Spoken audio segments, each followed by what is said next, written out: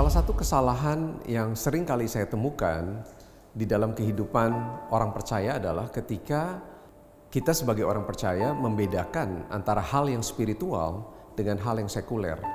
Artinya apa? Oh, saya sebagai seorang pegawai, ketika hari Senin sampai dengan Jumat ya saya seorang profesional.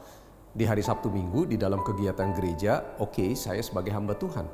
Bapak Ibu Saudara sekalian, saya mau bilang buat kita hari ini adalah your work is a holy calling.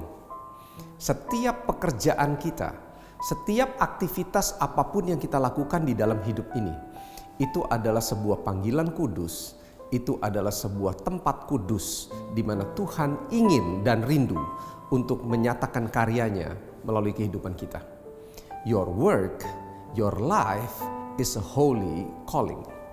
1 Petrus 4 bilang dengan nyata bahwa setiap orang minimal itu punya satu talenta. 1 Petrus 4. Satu orang minimal punya satu talenta. Dipercayakan talenta untuk tujuannya apa? Yang kedua, untuk melayani orang lain.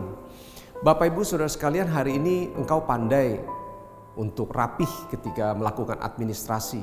Atau ada orang-orang saudara punya talenta untuk berbicara, memimpin orang lain, untuk melakukan sebuah kegiatan.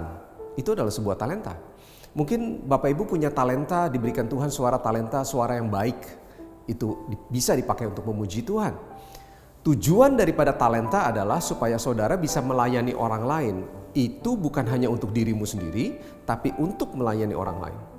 Yang ketiga, 1 Petrus 4 mencatat bahwa setiap talenta yang dipercayakan, yang dimiliki oleh tiap-tiap orang, tujuannya untuk melayani orang lain, kita harus mengerjakannya sebagai pengurus yang baik. Yang ketiga, kita ini bukan pemilik daripada talenta, tapi kita pengurus. Kita ini cuman manajer, kita ini cuman caretaker.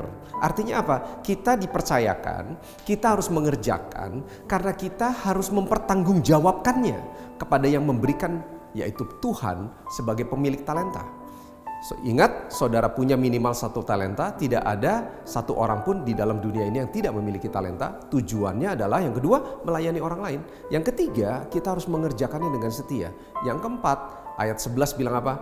Bahwa ketika kita melakukan itu semua dengan kekuatan yang dianugerahkan Tuhan, sehingga nama Tuhan katanya dipermuliakan melalui talenta saudara. Untuk itu, layanilah Tuhan, setialah dan jadilah berkat. God bless.